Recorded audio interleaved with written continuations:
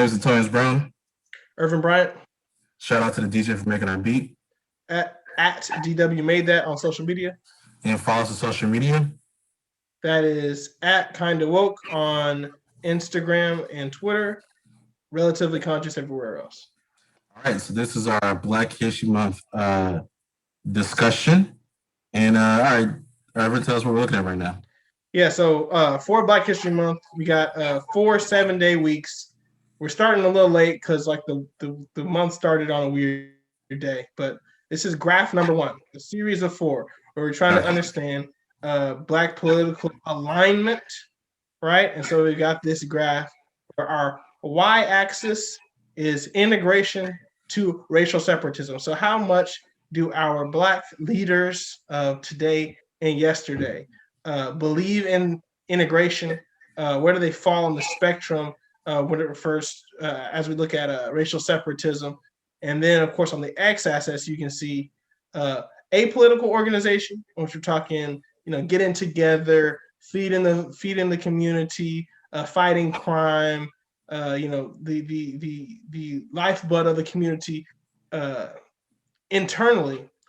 And then we see on the opposite end of that is political action, where we try to impact the structures of oppression by confronting them head on, talking about police reform, segregation, desegregation, integration of education, and things of that nature. So this is an effort for us to understand where we lie. A lot of times, particularly on a HBCU campus, we hear a lot of people referring to a number of different Black leaders of yesterday for a singular argument, even though these leaders vehemently disagree with each other, right? Gotcha. And so because Black intelligentsia, Black intellectuals aren't so well understood in relation to each other across the many years that they've been active, we've thought it would be fruitful for us to kind of plot it out so we can understand where they stood better, and so you can understand where you stand better. So we're down here at the bottom of racial separation. Yeah. Do you believe is the belief that the Black and white race or races cannot live in harmony, or that they should not live in harmony? It's only should. So you got to limit the scope of these alignments pretty drastically, because it's the x-axis and the y-axis. To get any more complicated than that is like unable to be represented on a two-dimensional graph. It's the belief that we just got to do our own thing, right? And of course, at the very end of the spectrum is a separate country, right? So an ethno-state, to be technical. And then on integration, it is the just American. Everybody lives together and anybody can marry anybody. It doesn't really matter. Gotcha. And so apolitical, is this I choose not to participate in politics, or do I believe participation in politics is... These are all based on the action. So it's not necessarily the belief. It is the belief, but it's not about the belief in like efficacy, like whether or not this will work or whether or not America is too corrupt or, too many variables, not dealing with that. Whether or not we should be participating in the political process in particular. Gotcha. So political action is fully participating in the political process, 300%, get in there, right? However you can fit in and try to get your legislators to do what you want, et cetera, et cetera, et cetera. A political organization is don't even fool with them. Gotcha. For whatever reason, don't fool with it. Doesn't matter why. Just don't fool with them. I'm not going to talk about it. I'm not going to be about it. I'm not worried about it. Okay, so there's some people in here I want to talk about. Let's start with Karen. So since she believes in integration, but she's apolitical, so what is that? What is her thought process? What does that mean, basically? It's a good place to start because this is like literally the least understood concrete example, like the most debatable and the least and the hardest to identify.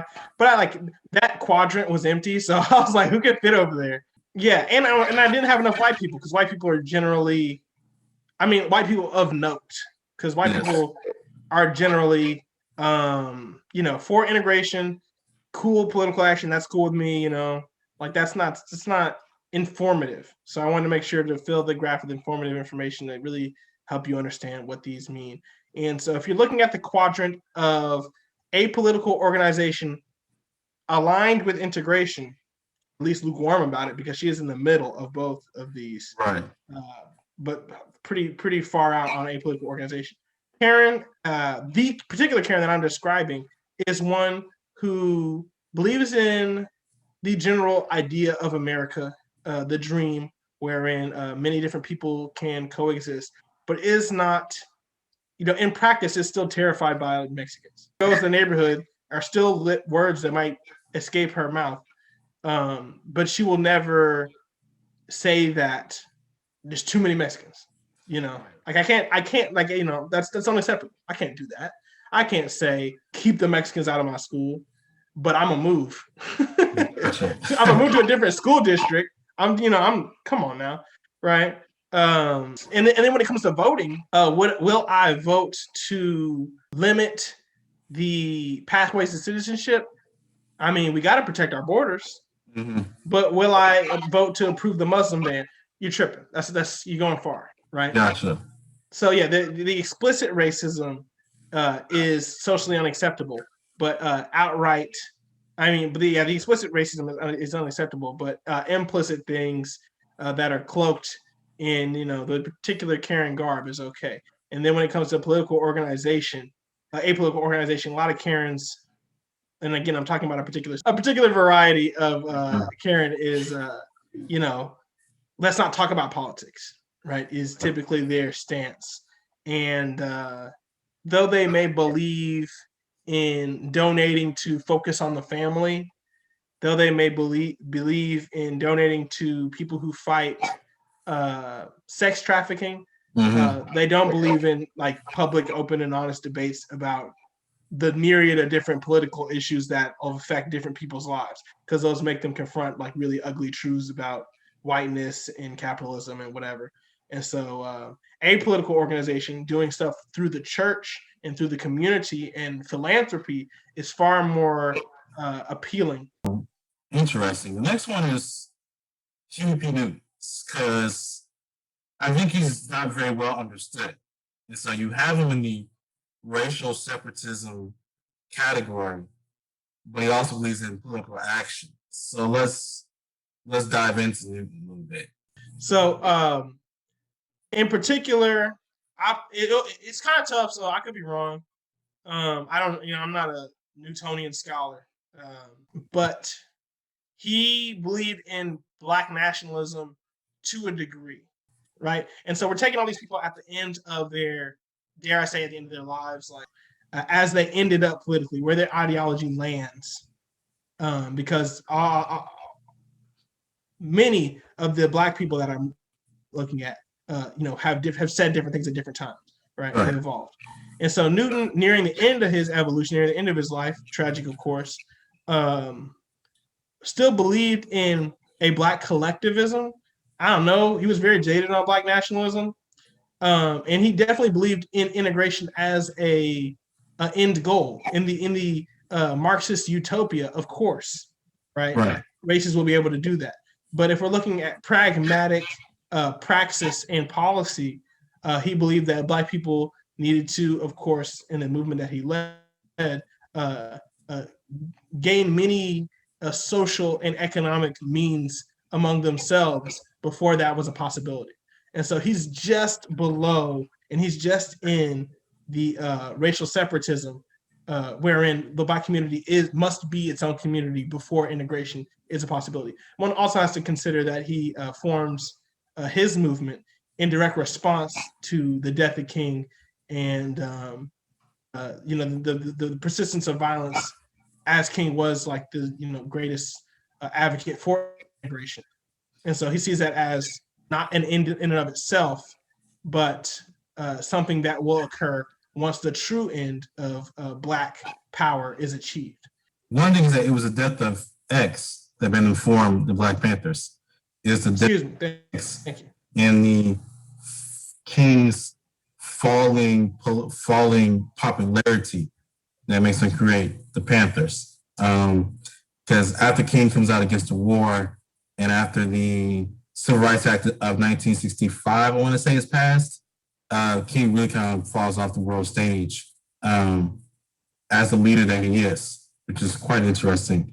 His last three years of his life has been very interesting.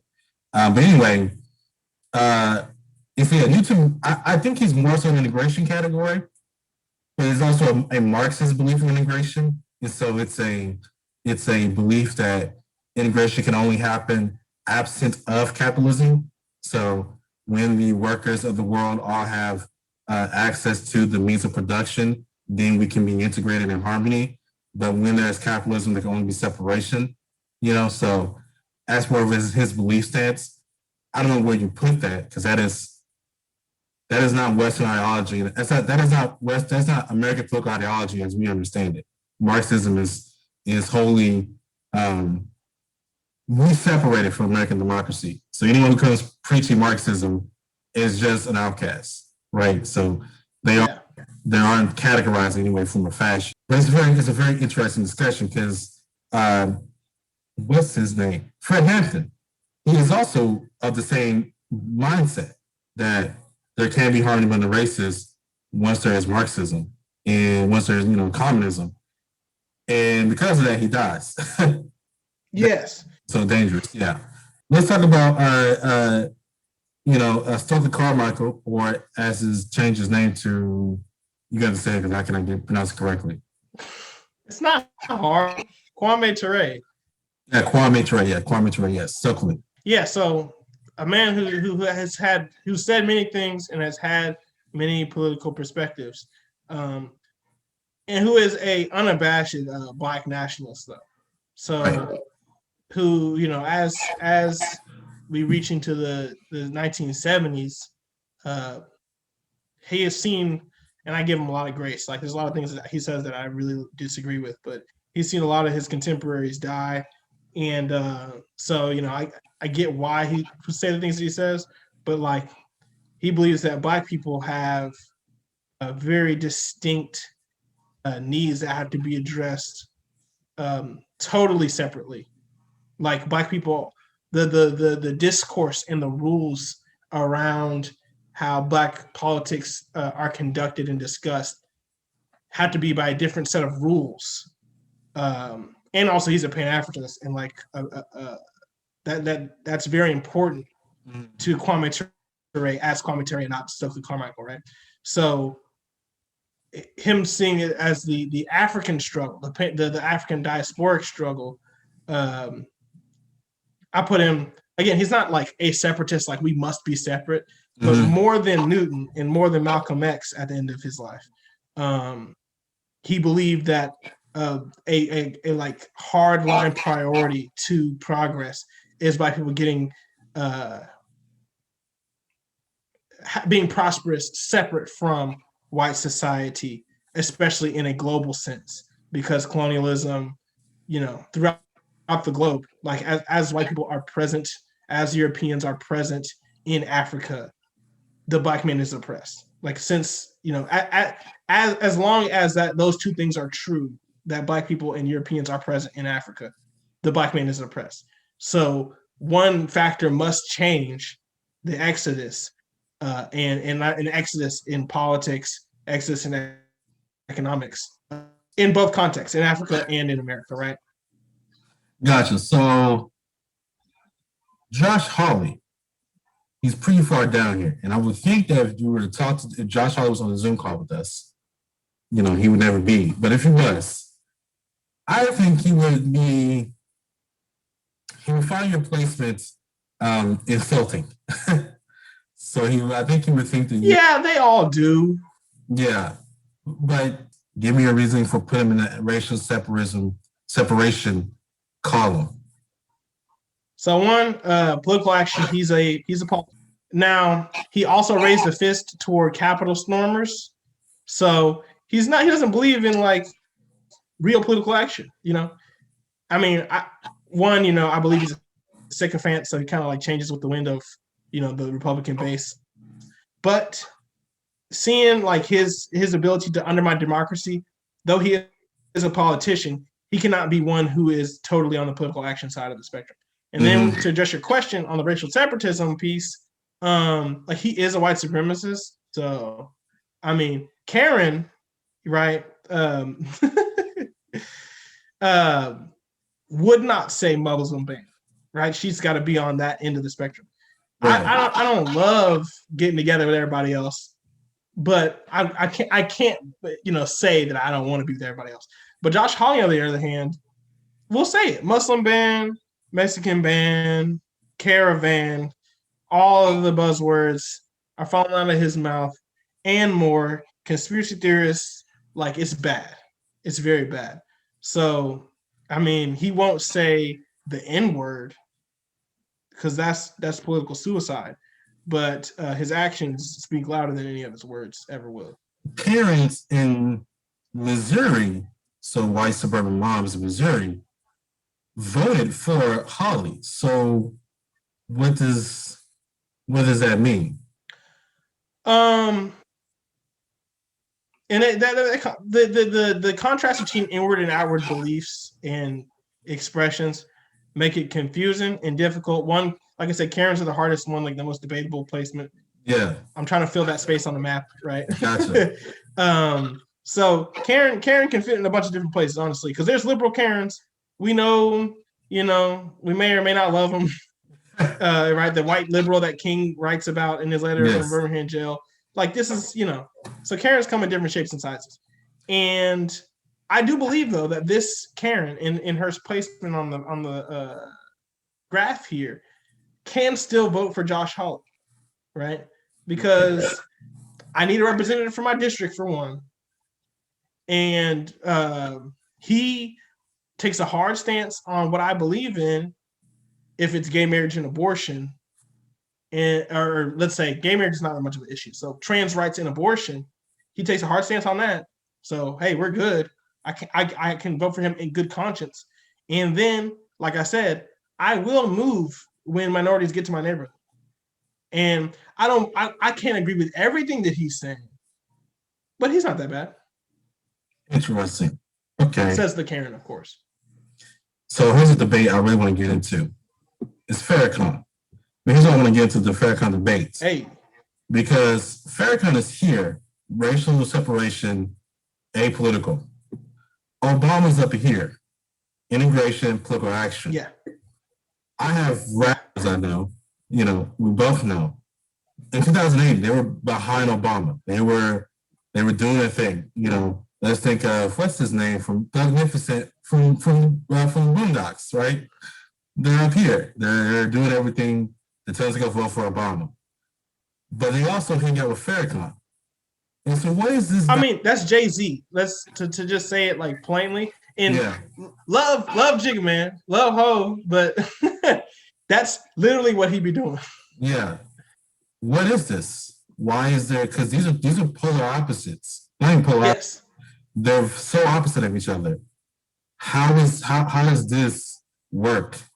How does that work in people's understanding of politics? I think this, I don't know. I mean, it's part of it is I don't know. Yeah. But and also Jay-Z's a capitalist, so I mean, I don't want to lend out a condemnation or some kind of a diagnosis, like I can read his mind, Right. But a possibility of him bouncing between two opposite ends of the spectrum is Obama was the sensational wave of the time, right? Like Black people, we were just in love. And now, as we're experiencing just trying times upon trying times, Farrakhan is also, or is in his time, receiving a surge in popularity, right? So he made a address to the Black community or whatever, a message to the world or whatever they called it, this past summer. And it was hugely popular. A lot of Black people on social media of different walks of life, were posting his videos and quoting and recommending that people check him out.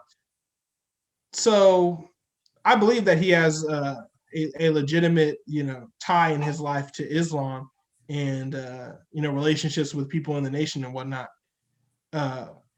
But it's also opportune to do that.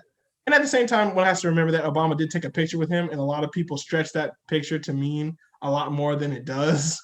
Right. So that's one thing. It could be him being opportune capitalist, which he's known to be. The other thing is that Day-Z, despite being a genius at writing rhymes and a extremely capable businessman, is like many Black people, politically confused, which is why we made this. Because Obama says hope, change, universal health care, policing reform, criminal justice reform. Awesome things. I like those things. Close Guantanamo. It didn't happen, but he said it. Right? He says things that I like to hear. Those are policy goals that, oh, wow, I definitely agree. And then Farrakhan says, Black men should have pride about himself. You don't need to depend on the white dollar. We should circulate our dollars internally within the community. Don't trust white people because they keep on killing us. Oh, these all sound good to my ear as well. I like both of these guys. And so if you just take it on the surface value, especially with only the most positive ear tickling, when they're playing the hits, basically. If you get past that, you can see that Farrakhan believes in total separation of the races, which he won't, he's unflinching about that. I believe they're really intellectually dishonest and inconsistent in the Nation of Islam, but he is pretty seriously against races coexisting. He wants, the goal of the nation is to have Black people have a separate state, essentially the size of California. So yeah, he doesn't believe in integration at all. And then the Nation is apolitical. They don't lobby. They don't believe in voting. They've expressed that time and time again. So yeah, he's the opposite of, those two things are just things that Obama is totally against. But yet people go between both ends because they both say things that we agree with, basically, that people agree with. It's, you can go between the two because their goals of empowering Black people are, they may not be the same, they may not even be complementary, but they're good, right? I want to have economic freedom and I want to have education, and these are good things. But if you look deeply into what they're about, you can get down to what you do about it. You can't pursue both of these is the problem. That's why we got to do this graph. Because like I said, education and economic freedom and pride about myself and my community, those are all excellent, but I cannot do both of these things. So you got to pick one. And of course, I would recommend Obama any day. Real quick though, because the reason I brought up Obama and Farrakhan is because that's what I see between Karen and Josh Hawley, and even Karen and David Duke, because I think Jay-Z has the same issue that sometimes we see in the white community, where they do not agree with the extremes of these politicians. So David Duke, when he was running for governor of Louisiana, but they still want to hear some of the things they're talking about. And so therefore, they can be more they can believe in more political action, they can believe in immigration, but they're also willing to vote for people who are down here. And I think a lot of times we find it to be baffling. We don't understand that in the Black community. But that's the same thing that's going on between Farrakhan and Obama. It's the same, weird marriage that doesn't make sense to us in that relationship that's going on in our own weird marriage we have between the two. That's why I believe the graph is so necessary, because in just the way that it doesn't make sense for Karen to vote for Taylor Greene, David Duke, Josh Hawley, Ted Cruz, to listen to some of the stuff that Carson says on Fox News. I believe if we did this map, Carson is down there with Hawley, maybe even more so a little bit further. But also, he says things that tickles my ear if I'm of that mindset, and so I'm willing to go there with him. In the same way, Farrakhan is an unabashed racist. I will firstly say that. Secondly, he organized the death of Malcolm X. That's a problem. But people are going to look past that because he says things I want to hear. As in Josh Hawley and other people argue for an ethno state they're cool with this the Capitol being stormed, but he also says things I want to hear that sound populist and like we can't let the babies die. And what happens if this transgender girl plays basketball with your child? And that's the reason why we have to. I think we have to think about seriously what we want to do. And so if we choose to be Obama, then we do have to cut off Farrakhan. And if Karen really wants to believe in what Dr. King says, because she posts his quotes, then she has to cut off Josh Hawley and David Duke. And both of those are hard things for us to do. And I think a lot of times we're willing to tell Karen to cut off Josh Hawley, but we're not willing to tell Black people to cut off Farrakhan. And that's a problem that I have time and time again. I think one is more dangerous than the other, but I think but still be okay with Farrakhan. It's a serious issue. Yeah. So any last thoughts before we close out? I mean, before my last thing, I said what I said. This is my graph, by the way. This is not Antonious Brown's graph. So if you want to get mad at somebody, get mad at me. And if you have any suggestions, changes, additions, let us know in the comments. Go ahead and post. If you think somebody should be in a different position, or you want to add a different name or anything like that, question our reasoning for sure. Hit us in the comments and let us know what you think. Antonious Brown. Irvin Bryant. Peace.